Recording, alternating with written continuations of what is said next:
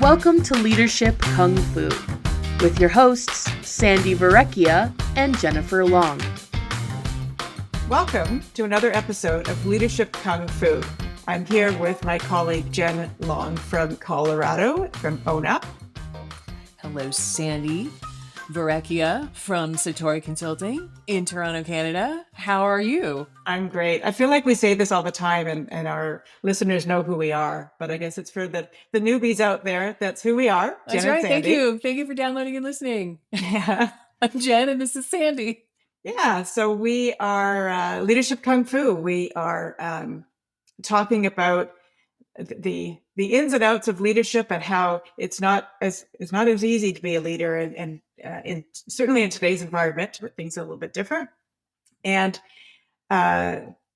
much like Kung Fu, when we're making change, you have to figure out how to do it, and then have the patience to work through it and wait for things to happen throughout the end. And so when we're looking at leadership and talking about Kung Fu, we really think they go hand in hand, because leadership is not linear, and you have to have the patience to get where you want to go, and to help people along the way. And the discipline and the practice. And the discipline and the practice, just like Kung Fu. Just like Kung Miyagi. Fu. Miyagi.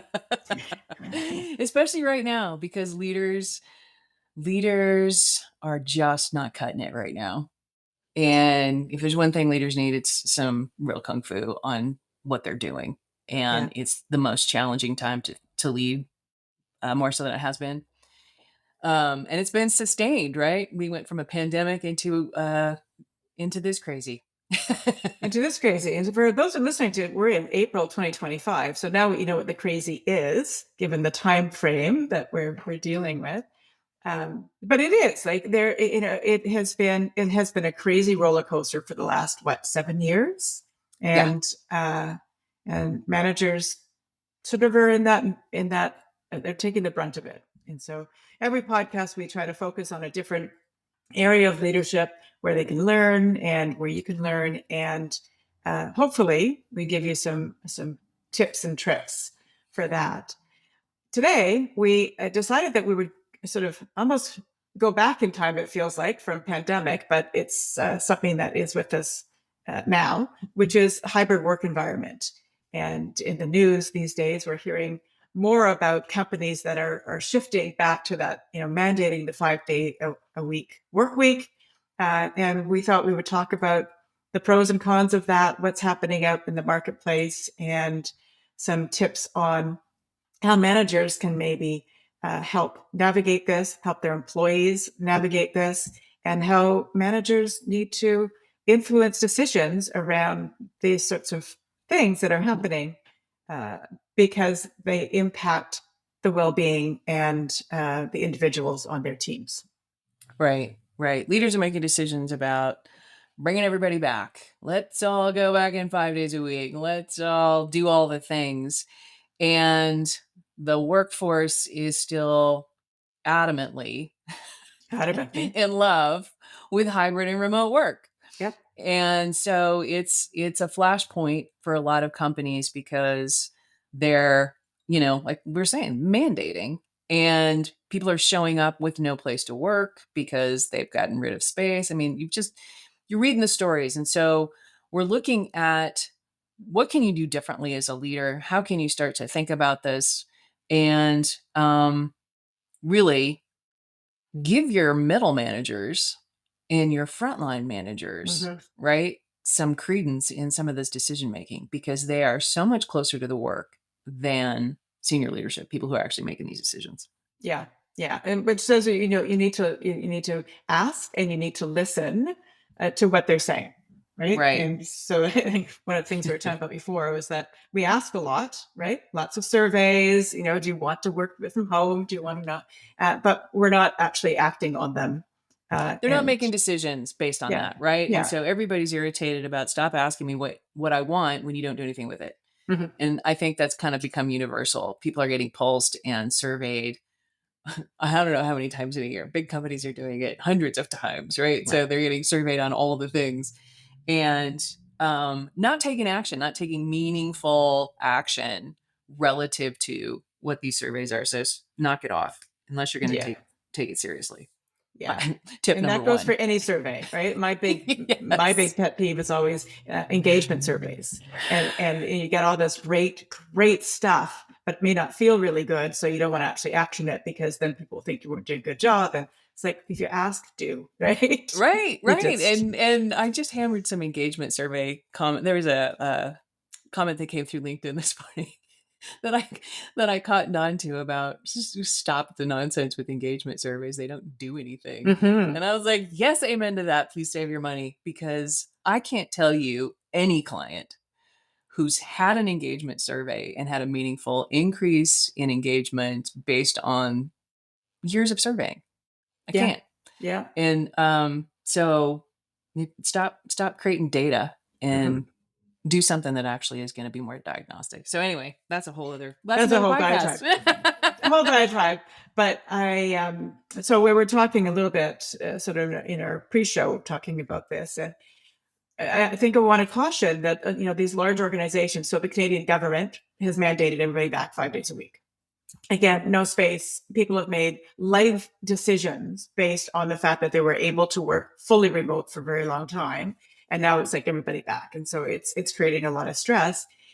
And some larger companies, Amazon is one, have said this for their office employees, certainly not for their packaged employees, um, but it's not. I think they're the big ones that are loud voices. It's Mhm. not everyone. There's still a whole lot of remote work going on, successfully so, in a Right. lot of organizations. So don't be swayed by the fact that Amazon has said that, and now we know. I think you said it, Jen. It's the Me Too movement of hybrid work, right? That's right. It's Yeah, me too, but back to work. yeah, yeah, yeah. So Exactly. But it was interesting to learn, right? So KPMG ran a survey and they're saying 79% of CEOs, right? So people leading businesses, and they're doing a global survey, right? Saying that 79% of CEOs anticipate a return to 5-day in-office work by 2027. mm, So a slow roll back by a large percentage of CEOs are looking at that. And that's an interesting yeah, statistic. yeah. What do you think? Do you want to make a bet on it?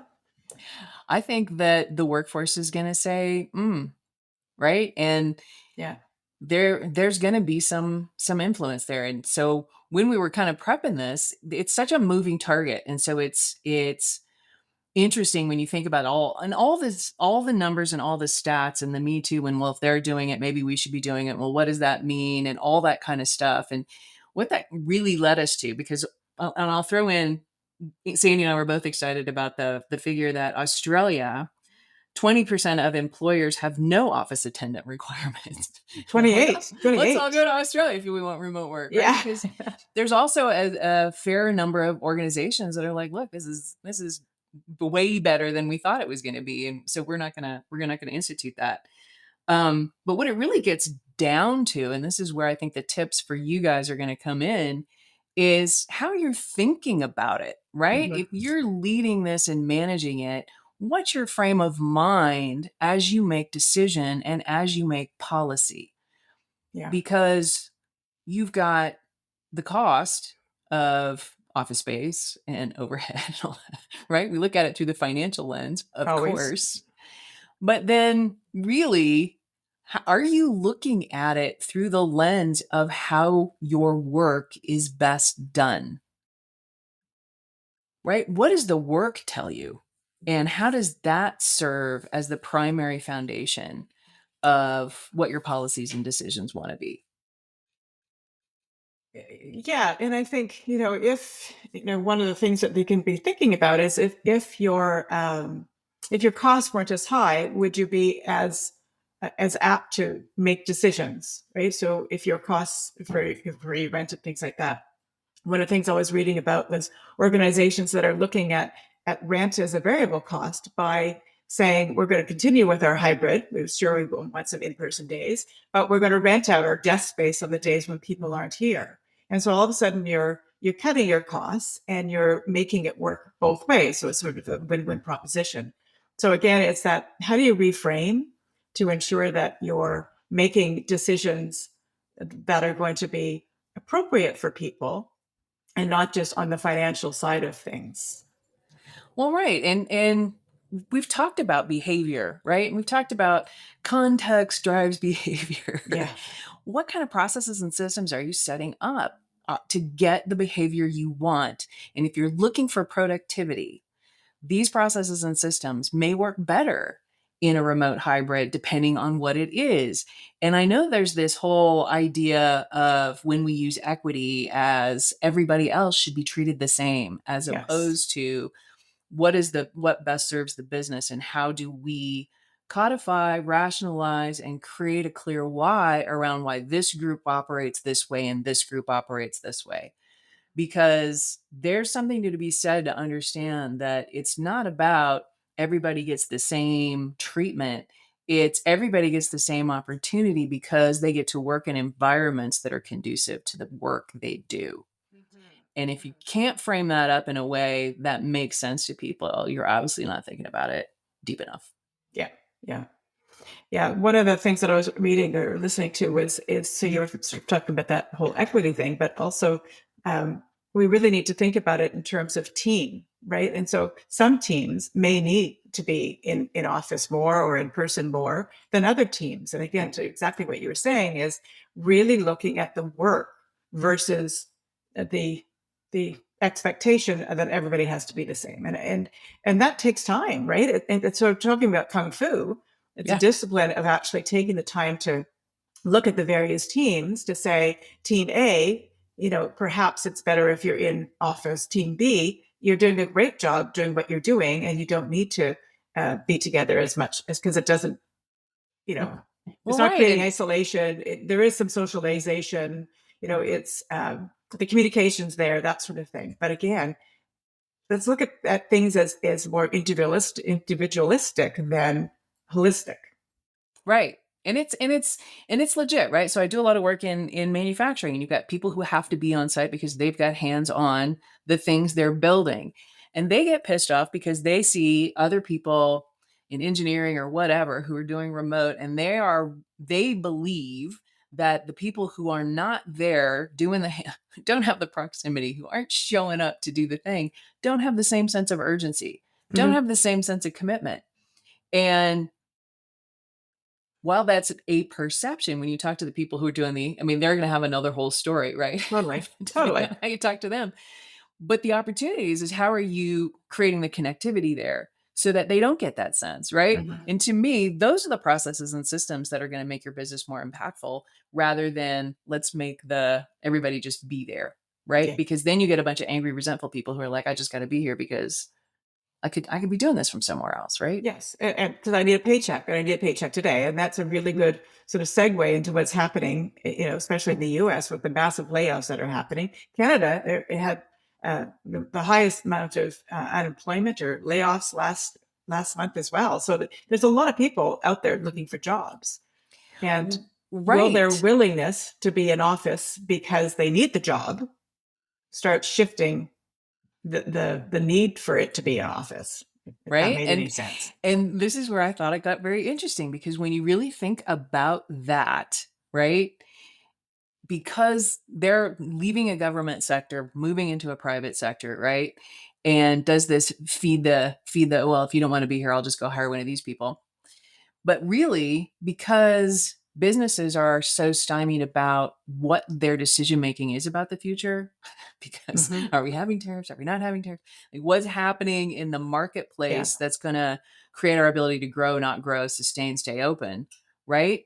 Having a more flexible workforce where you can hire people when you need them and unload them when you don't, right? Is a case for a gig economy, is a Sure. case for a remote workforce, is a case for a hybrid workforce where you don't have to invest in the overhead, but you can get the people you need when you need them. And so I think there's an argument to be made in both directions based on the volatility of what kind of growth experience and diminishing experience businesses are having right now. Yeah. Yeah. So Yes. there's there's a strategy just in thinking about that. Yeah. But Yeah. again, but that is again, going back to the point of the whole kung fu and influence, you need to have that middle management influence for them to see what's actually happening within their shop floors and things like that. Mm-hmm. But willingness to take the time to listen and to actually put into policy things that are actually going to impact for the greater good. And one of the things what we've learned throughout the pandemic and the years that have followed is that the mental state of people is maybe not as resilient. I don't know if that's the right word. Less tolerant, less we're impatient, we're a little bit burnt out, we're a little like pissed frustrated by the roller coaster of the world. Yeah. Right. And because things feel a little whiplashy, people are irritated because leaders are not being strategic. Right. And right now, strategy happens in the moment. Like let's just look at the next 6 months, right? Let alone 5 years out. Oh God, never five. Right? What are we doing in the next 12 to 18 to really focus on what we need to focus on? And leaders have to be much in this kind of volatility. They have to be making sense. Yes. They have to spend the time making meaning and clarifying for people. This is how we see it. Therefore, these are the decisions we're making for now. Mm-hmm. And they have to be strong and clear around what that is so that as they set policy, as they move people around, they don't feel like they've got a sense of reactionary as opposed to strategic. Mm-hmm. And that's a big ask. That's a big ask. Yeah, I think the thing that comes to mind when you say that is, the adage of, people leave bosses and not organizations necessarily. And if you're a leader and you're not seen as credible or not seen as taking the time or strategic, and you're not giving the why behind things, it's just do it attitude, you're going to see more people leave. And I think there's a false sense of hubris right now that the employers have the advantage. So now we're just going to tell people your workforce is the solution and they represent you, and you can do malicious compliance all day long. Mm-hmm. Sure. Yeah. Sure. Is that what you really want? And your middle managers know. They know. They're closest to the work and they understand it the best. And how can they help you? How can they be in the conversation? Yeah, for sure. And so the next piece of this, I think, is right. The discussion since the pandemic has, how do we hold people accountable? We can't see them, therefore they're probably not working. They're doing their laundry, they're sunbathing, they're having coffee with friends, that sort of thing. And how do we hold them accountable? And I think it's a really wrong way of. Yes, we need to hold people accountable. Don't get me wrong, but it's a wrong way of looking at it, right? Mm-hmm. Because it's you're coming at it from a negative standpoint. People aren't working versus people are working. And we are holding them accountable to a solid set of expectations and OKRs or whatever it might be that you have set up in your organization. The communication around those becomes important because you're not face to face across the desk and seeing them. But mm-hmm. I think it's really important to think about as managers, how are we managing to get the best out of people in a hybrid work environment? Right. How are you, regardless of any environment, how are you setting them up to do their best work? True. And what does their best work look like? And how do you know? Right. Yeah. And those are really the conversations if you're going to focus on engagement and productivity. Mm-hmm. Because those are the two things that you're using as the why behind your policy. And are you able to validate that? Right? Because are your people more engaged now that you force them back in the workspace? No.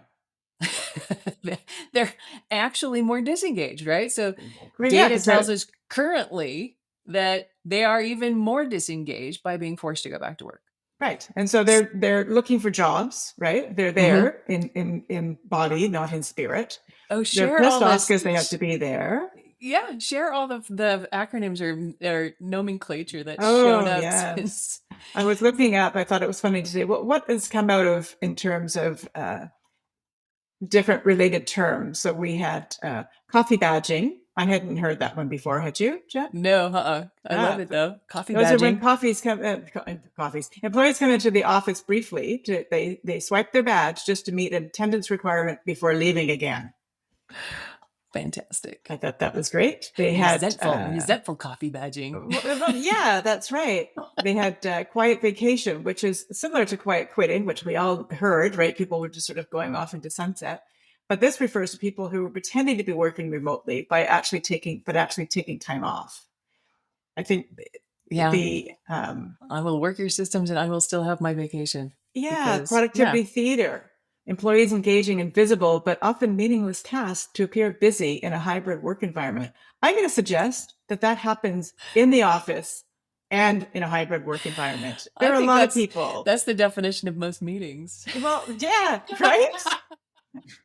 It's totally the definition of most meetings. Productivity theater. I love it. Yeah. Whatever. Then we have the ghost colleague, which, that happens when you're in the next office, a colleague who's technically employed but rarely seen online or in meetings.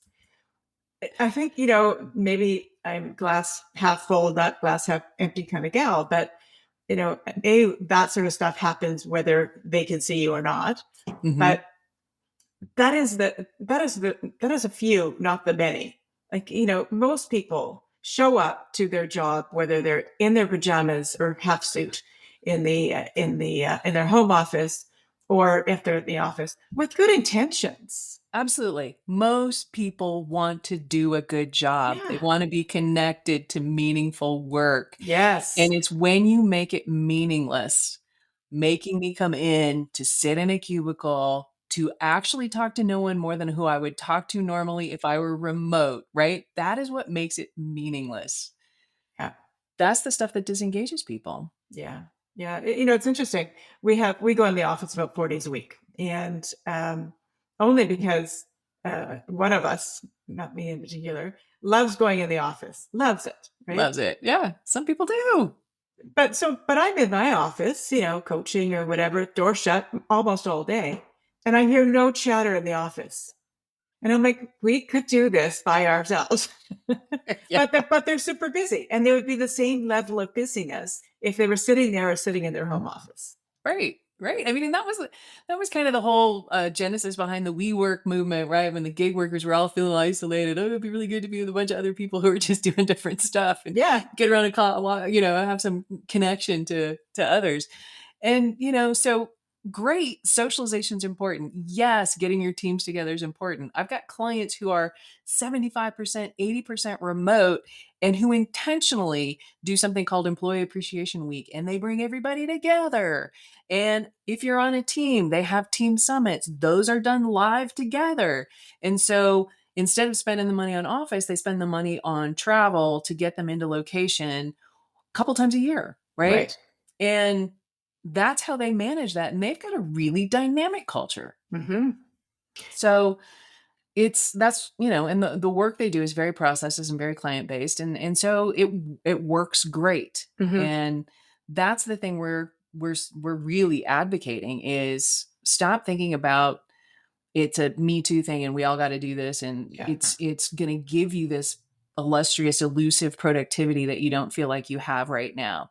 I would tell you, if your managers are suffering and don't feel like people are doing the things they need to do, deal with your manager's capabilities. Mm-hmm. Look at training them on what they need to do to help those people. Right. Which is how to have the right conversations, how to be curious, how to engage with them, how to set the right clear expectations with them, and how to have those conversations when people aren't meeting them. And also to how to celebrate when people are. Right. There's so many pieces that, if they don't know how to lead properly, it doesn't matter if your person is in the cubicle beside them or not. Yeah. Yeah. And if you're adamantly going to say no, yeah, Jen, Sandi, whatevs, bringing them all back. Right. If you're going to do it, why? Be really, really clear. Make it really, really understandable. Right. And based on something. I think, there's so much data out there now. We are a data economy. Like, base it on some facts, not personal bias. What is co-location going to do for them, for your business, for the team, for the projects? What is that going to offer? Right? Why is an hour commute and 2 hours of my day going to pay off for me and the business? Yes. Yeah. Right. And that's the key in that is that you're looking at it from the employee's perspective and the business's perspective. And I think many decisions are made from a business perspective. We sort of started that at the top of the podcast. Mm-hmm. I think the other piece of what you were talking about before, Jen, was shifting from in person or in office to in person. And Mm-hmm. organizations, as you say, the one that you suggested, they're getting really creative on what does in person mean. And so it doesn't mean that we have to be in an office, but maybe we are going to an offsite or something like that, or maybe we're meeting at a WeWork co-location site or whatever it might be. Right. But be creative, right? Well, and work your data, work your problem solving, right? Be disciplined. Notice where bias is playing in. Mhm. Be conscious of the bias that's coming into the room when you're having these discussions, Yeah. right? What are your alternative futures? What do those look like? What are the things that are impacting your decisions relative to that? What kind of things are the most important in terms of those impact? And if you don't have rigor around having this conversation, you are just going to have a bunch of data and your opinion about that data drive your decision. Yeah. And so decision making right now, and maybe this is our next podcast, is the skill set. How Mhm. good are you at your decision making rigor, your complex problem solving, and really starting to understand what is the problem we're trying to solve, and is it the right problem? And maybe that ought to be the next follow on, because you're not going to be able to address this effectively if you're missing that kind of rigor. Yeah, I think that's Based on your approach. that whole red teaming thing, right? Is ensuring that Yeah. you're solving the right problem. Yeah. I think, also using some matrices when, when you're solving these problems and Mm. sort of bucket things so that it sort of takes it out of your personal bias or your personal judgment, and looking at things from a step back perspective can maybe help with the Well, and clarity. who's in the room when you're doing that? Wow, yeah, Because if it's totally. just a bunch of senior executives, you are missing perspectives. Yes. You are missing where you're not going to hear the signals you need to hear to make these kind of decisions. And that, I also think, is when we talk about the discipline of good decision making and red teaming, is who you put on your red team is also just as important of how you do it. Yeah. Right. Well, we were talking about, a little earlier, it's like those middle managers, they see it all. They Yeah, need to be in those rooms with those decisions that are being made. absolutely. So, one, to hear their voice. Also, it's a great opportunity to up their leadership ability. Well, they could be the one person who's like, if you considered this, and it could be the whole reason your plan fails. Yes.